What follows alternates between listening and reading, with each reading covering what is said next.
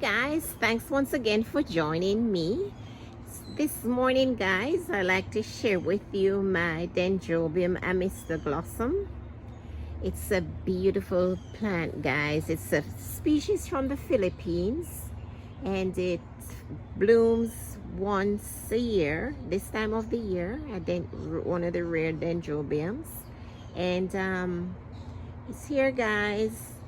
I made a division. I got this from Brethren's last year, and there were so many canes. I said, you know what? It's a rare dendrobium, and I'm going to take the chance to do a division, so at least I could have two plants just in case something happened to one. So, you know, the mother plant, it's given me a lot of beautiful blooms. Beautiful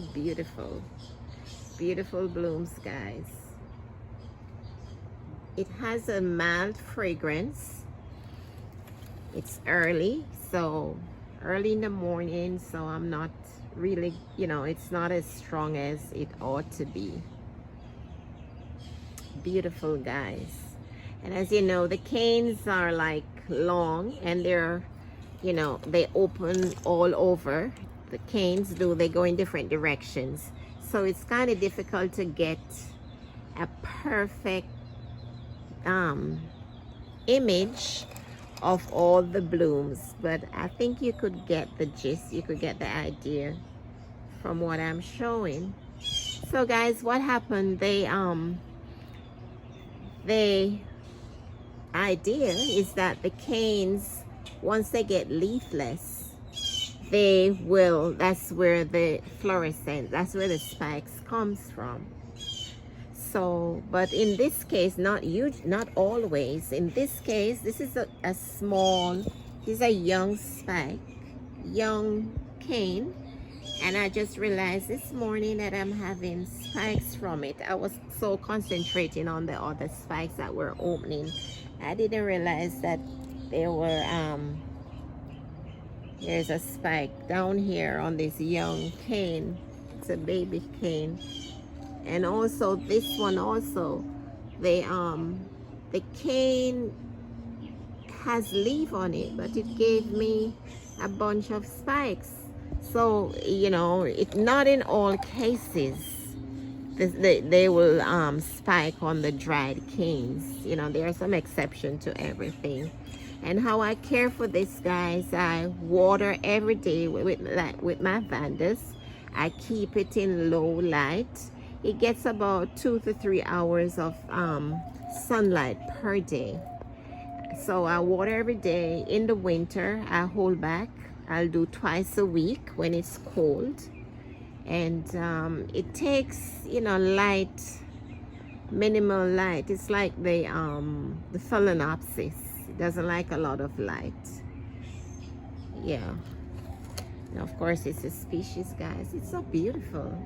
The fluorescents are so dainty, but when they're clustered, they are beautiful. Look at that, guys. How can you not love this? This is one of my beautiful picks from Brethren. He recommended that I have this in my collection. This is one of, if you're building your collection, this is one that you should have on your list. The Dendrobium amethystoglossum. It's beautiful, guys. That's how I care for them. And they're kind of delicate. So if you notice if you notice new canes coming up, what I do when there's a new cane, I hold back on the watering because they're easy to rot, the new canes. So, wherever you have this place, it's good to be able to see the root from where you're watering, because yes, that's what happened to this one here. I think it was getting too much water. So that's what I know about it. And they like to be tightly packed. So sometimes when when I just got it, I kept it in the container that it was in until it got acclimatized to my my growing area, I transferred it to this pot.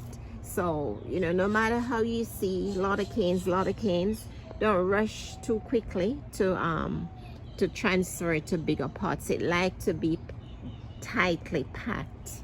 That's how they produce new canes. So guys, thanks once again for joining me. Thanks for growing with me.